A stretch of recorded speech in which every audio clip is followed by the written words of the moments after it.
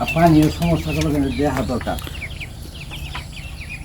যে পানি চাষ করে বৃষ্টির সমস্যা হলো কিনা না খুলতেও এত কষ্ট করে এই আম গাছ কত দূর থেকে আনছেন, দেখি কি অবস্থা। খুললেও ঝামেলা কি তোমার এই বোটা নি ছিঁড়া ফল ধরছে তো সেই, বোটা ছিঁড়া গেলে সমস্যা। এদিকে আসো পাকে নাই মনে হয় এটা শেষ। না, হুম? বোটা ছিঁড়া গেলে সমস্যা বুঝলা।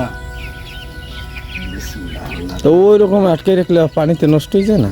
পানিতে নষ্ট হয়ে যাবার পোকায় ধরে যায়, আগে পানি না রাখলে এত মূল্যবান আম, মানুষের চোখে লাগলেও তো। এদিকে আসো, সোনার চেয়েও দাম। যে যে যে আম গাছ ফলাইছেন, এদিকে আসো। তো এদিকে আমাদের এদিক মনে হয় নাই বললেই চলে।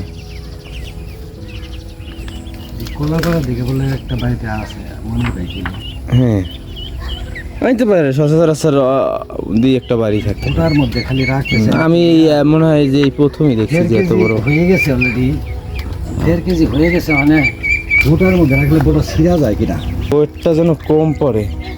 এই জন্য বাইন্দা। এদাসিন কি 1.5 কেজি তো হয়ে গেছে। হ্যাঁ, দেখে যায় এদিকে।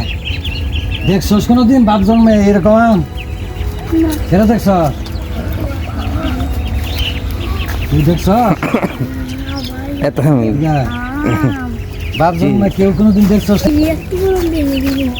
এইটুকু এখানি লম্বা হইব এটা।